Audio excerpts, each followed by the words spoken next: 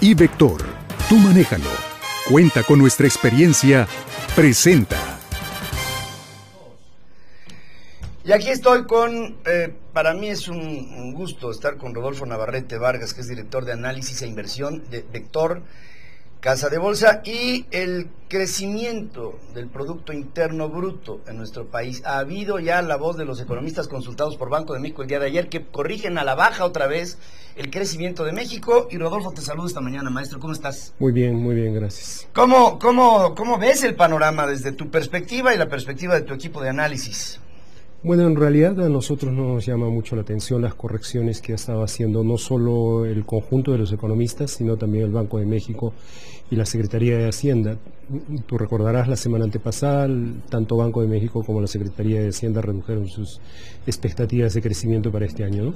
El Banco de México a un término medio, más o menos en un rango, digamos, de 2.5, la Secretaría de Hacienda en 2.7, y ahora los economistas, el consenso, el conjunto de los economistas, que más o menos es un promedio de 35 economistas, a 2.66. 2.66 es la quinta corrección en el año. Así es. Como te digo, a nosotros no nos llama mucho la atención porque nosotros estamos en el rango bajo, estamos en 2.3% de crecimiento estimado para este año. Lo que sí te puedo decir es, hay algunos elementos que son novedosos, que obviamente concitan nuestra atención. Es el hecho de que el crecimiento que hubo en el primer trimestre, que fue de 2.5, estuvo gobernado fundamentalmente por el crecimiento del gasto público, contrariamente a lo que se había dicho en el mes de enero, ¿no?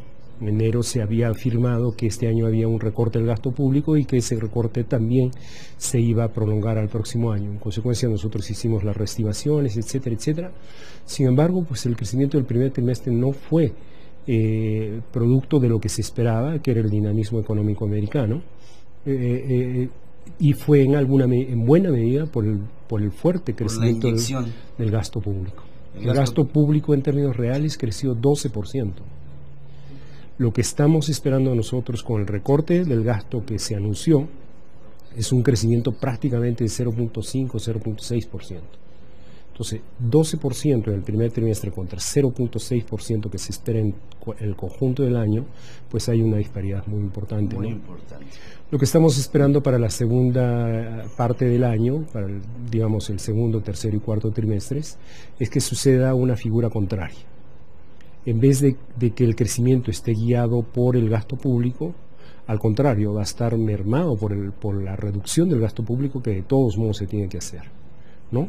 Y al revés de lo que sucedió en el primer trimestre, lo que esperamos es que el crecimiento económico estadounidense sí jale a la economía mexicana. Entonces tendríamos ahora sí la recuperación económica americana estaría jalando a la mexicana, pero por el otro lado la reducción del gasto público estaría contrayendo, digamos, el ritmo de expansión económica. Al final lo que esperamos es un crecimiento pues 2.3%. Eso es lo que esperas al final del camino. El destino del peso con respecto del dólar en toda este acomodo dentro de la volatilidad que primero en fortaleza manifiesta el dólar, vienen una serie de ajustes. ¿Hacia dónde ves a nuestro peso en paridad con el dólar hacia el final de este año? Nosotros estamos estimando que el peso va a acabar el año más o menos sobre los 15.50 o tal vez un poquito arriba. Hay que destacar lo siguiente. México y el conjunto de los países emergentes están resintiendo dos choques en términos de sus monedas. El peso mexicano está resintiendo un choque real y un choque financiero. Un choque real, ¿por qué? Porque los términos del intercambio en México se han deteriorado a consecuencia de la caída del precio del petróleo. En consecuencia, ha caído el ingreso que recibimos por las exportaciones que hacemos en el exterior. En consecuencia, eso ha desequilibrado el valor del tipo de cambio. En consecuencia, el tipo de cambio real se tiene que depreciar. Ya se ha depreciado hacia un nuevo nivel de equilibrio. Ese nuevo nivel de equilibrio muy probablemente está alrededor de los 15 pesos. A partir de ahí, el peso va a resentir choques financieros, pero en este caso el tipo de cambio ya no real, sino el tipo de cambio nominal. El tipo de cambio nominal se va a comenzar a mover de los 15, 15.50, 16, tal vez más allá de los 16, pero luego regresará, etcétera, etcétera. Entonces, una cosa es el choque real y otra cosa es el choque financiero. El choque real es a consecuencia de un cambio estructural en la economía mexicana debido a la caída en el precio del petróleo que creemos que va a ser duradera. Por tanto, el tipo de cambio real se tiene que depreciar. Y por el otro lado, un choque financiero generado por el posible incremento de las tasas de interés en Estados Unidos. Tú sabes que eso va a provocar fuga de capitales y en consecuencia el peso se tendrá que depreciar. Pero en algún momento parará, en algún momento volverá a entrar dinero, etcétera, etcétera. Entonces el tipo de cambio lo que va a hacer es una fluctuación. Algunos sectores del empresariado mexicano están pidiendo que de aquí hacia el final de este año haya realmente políticas públicas que corrijan el paso de algunas cosas que han venido a afectar a la economía, marcadamente el proceso fiscal. Sí. Tuvo que haber una prórroga en el SAT para la tributación anualizada. No hubo tiempo, pero tampoco recurso de muchos contribuyentes para poder cumplir con sus obligaciones. No vamos en línea, desde nuestro análisis, con lo que en el SAT se dice que ha aumentado la recaudación. Sí. ¿Cuál es el punto de vista de ustedes? Bueno, en realidad sí estamos esperando un pequeño incremento de la recaudación. Acuérdate que la reforma fiscal que se aprobó el año pasado afectó al conjunto del año pasado, pero también está afectando este año. ¿Por dónde está afectando este año? Por las deducciones que tenemos que hacer de los gastos. Esta vez se limitaron. Anteriormente, acuérdate que las deducciones no eran limitadas. Ahora hay una limitación a 90,000 pesos o algo más de 90,000 pesos anuales. Entonces, ahí hay un segundo efecto. Lo que antes deducíamos, ahora no lo podemos deducir. Conclusión, pues el impuesto en términos reales ha aumentado para nosotros, para las empresas, para las personas físicas, para las personas morales, ha aumentado. Entonces, efectivamente, tiene que haber un efecto de incremento, pero yo diría que la preocupación más importante que está sucediendo en México en términos fiscales es lo que se llama el crowding out o el efecto desplazamiento. El gobierno, al incrementar el déficit fiscal, necesita financiamiento, y ese financiamiento pues lo obtiene internamente o externamente. Lo que ha hecho durante el primer trimestre es que lo ha hecho en las dos vías. Pero al incrementar el déficit fiscal y requerir más financiamiento, va desplazando al sector privado, ¿no? Hay un efecto desplazamiento del financiamiento. Hay una determinada cantidad de dinero en la economía, entonces si el gobierno incrementa el déficit fiscal, necesita más financiamiento, entonces de ese dinero participa en una mayor proporción y el sector privado va participando en una menor proporción. Entonces lo va desplazando.